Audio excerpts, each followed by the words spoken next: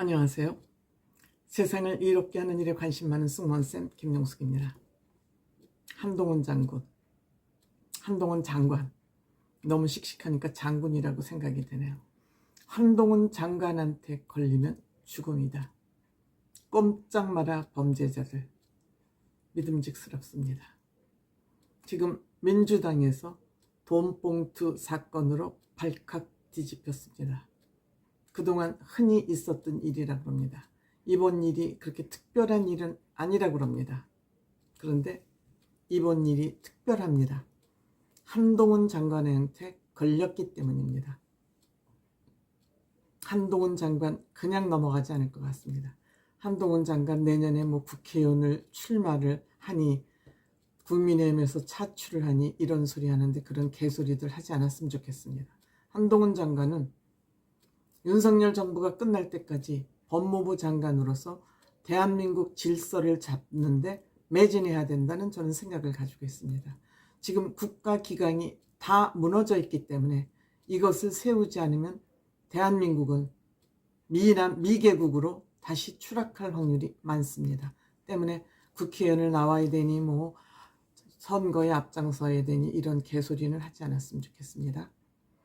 돈봉투 사건에 대해서 기자들이 묻는 질문에 한동훈 장관 피해 나가지 않고 즉답했습니다. 돌직구 답변했습니다. 일부 이번 돈봉투 사건 수사와 관련해서 기획 수사를 했느니 정권 탄압이라고 민주당에서 주장하는데 어떻게 생각하냐 물으니까 이재명 대표 공식 사과하지 않았느냐. 공식 사과했는데 뭔 기획사사 정치 탄압이라 그러냐. 왜곡 선동이다. 왜곡 선동이다. 검찰이든 누구든 민주당 관계자들에게 돈봉투를 뿌리라고 시킨 적 없고 녹음을 하라고 시킨 적 없다. 그걸 시켰어야 기획수사니 왜곡이니 선동이니 하지만 그렇게 시킨 적 없다. 지네들이 이미 범죄를 저지러 놓은 거에 대해서 우리는 수사를 할 뿐이다. 정치 탄압이라고 얘기하는데 정치 탄압이라고 하는데 거기에 대해서 어떻게 생각하냐. 의원들을 매수하는 것을 수사하는 것이 의원들 매수하는 것을 수사하는 것이 정치 탄압이라면 운동선수나 스포츠계 인사들이 승부 조작을 하는 것을 수사하는 것은 그러면 스포츠 탄압이냐? 말 같지도 않은 소리다. 어쩌면 이렇게 비유를 잘하는지 모르겠어요. 국민들이 귀에 쏙쏙 들어오게 비유를 해요. 니네들 정치 탄압이라 그러면 스포츠 조작, 승부 조작한 것을 조사하면 스포츠 탄압이냐? 니네들만 특권이 있나? 이거 딱 일갈한 겁니다. 그렇게 표현은 안 했지만. 그리고 민주당에서는 기름값 수준, 관행이다. 이런 또 발언을 하는데 어떻게 생각하냐. 황당하다. 이건 잘못된 말이다. 국민을 오해시키고 국민을 왜곡시키는 거다.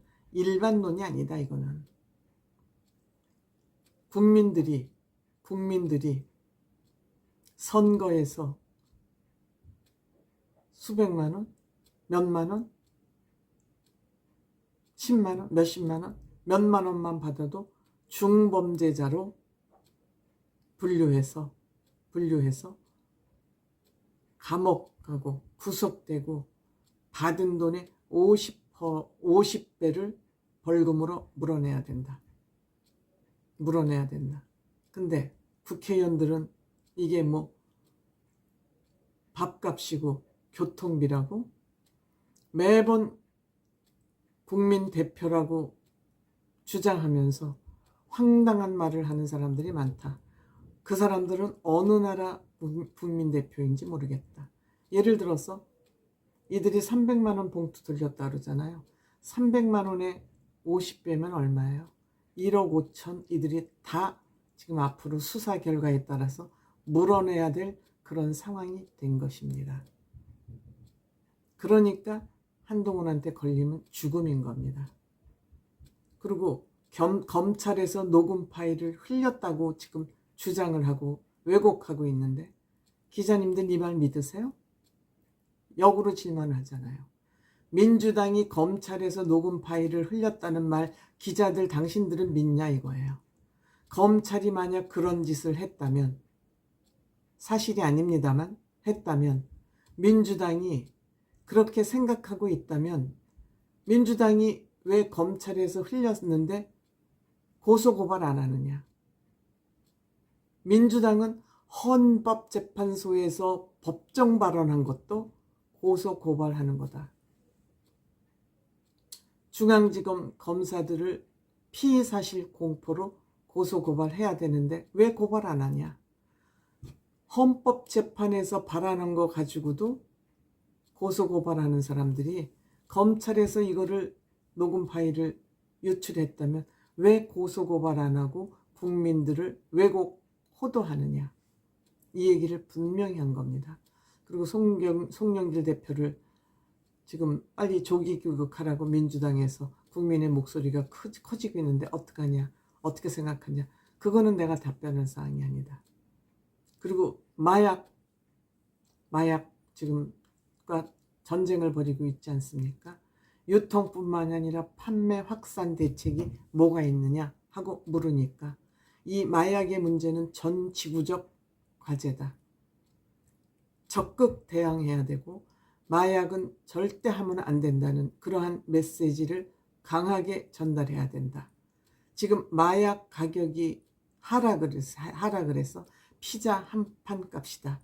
마약이 비쌌던 이유는 위험 비용이 여기 따랐다. 마약을 판매하다 걸리면 큰일 난다는 위험 비용이 여기에 얹혀져 있어서 마약이 비쌌는데 이 문재인 정부 5년 동안 마약 수사를 제대로 하지 않음으로써 위험 비용이 빠지면서 마약이 피자 한 판, 어떤 땐 10,000원에도 구할 수 있게 됐다. 전 정부가 왠지 모르지만 하여튼 이 마약 수사반을 없앤 거예요. 국민을 정신건강을 파괴하려고 작정을 한 거죠. 때문에 딴 방법이 없고 마약을 하면은 망한다. 많이 잡고 악소리가 날 만큼 처벌을 강하게 해야 된다. 놀랄 만큼 많이 잡고 악소리가 날 만큼 하고 마약을 뭐 맞았던 판매를 했던 뭐를 했던 어쨌든 구속 수사를 원칙으로 한다. 죄의 경중을 따지지 않고 마약과 관련된 모든 사범들은 구속 수사를 원칙으로 한다. 대한민국이 총기나 마약으로부터 모범 국가였는데 이 안전국이었는데 지금은 그 지위를 상실했습니다. 그래서 전통적인 방법으로 경쟁하듯이 마약 수사를 해야 한다. 그러니까 공무원들, 경찰과 검찰이 서로 경쟁하듯이 이 마약 수사에 매진해야 된다. 이거는 국민의 생각이 썩어 들어가는 거거든요. 국민의 생각을 죽이는 것이거든요. 나라가 망하는 거죠. 근데 이것을 문재인 정권 5년 동안 소홀히 하는 바람에 지금 청소년까지 마약을 다 할 수 있도록 그런 환경을 만들어놔서 무조건 악소리가 날 만큼 지독히 많이 잡고 악소리가 날 만큼 처벌을 해야 되겠다 이렇게. 그리고 전세 사기 문제는 어떻게 할 거냐. 이것은 삶의 터전을 말살한 거다. 범죄자들 반드시 잡아서 여기에 상응하는 벌을 받아야 된다. 벌을 주어야 된다. 지금 이 전세 사기단 이거 상당한 만큼 지금 수사가 진행되고 있는 것으로 보입니다. 제가 언젠가 말씀드렸죠. 이 문재인 정부가 끝나면은 구치소를 먼저 지어야 된다고. 이들이 그동안 하는 짓을 보니까 무슨 범죄를 얼마나 저질러 놨는지 헤아리기 힘들 만큼이에요. 그렇기 때문에 한동훈 법무부 장관은 뭐 국회의원 나가라 이따위 소리 하지 말고 윤석열 정부 처음부터 끝까지 이 범죄를 잡아들이고 수사하는데 한동훈 장관은 반드시 법무부 장관 자리를 지켜야 된다고 생각합니다. 이 전세 사기도 지금 어디로 불똥이 튈지 몰라요. 지금 최문순 강원도지사가 지금 또 언론에 오르내리고 있습니다. 한동훈 장관님, 딴 생각하지 말고 윤석열 대통령이 너 법무부 장관 그만둬라고 말할 때까지는 반드시 그 자리를 지켜야 된다고 생각합니다. 그리고 이민국, 굉장히 중요한 문제입니다. 우리 인구 절벽 시대에 굉장히 중요하고 선진국으로 가기 위해서는 반드시 그 이민청이 필요하다.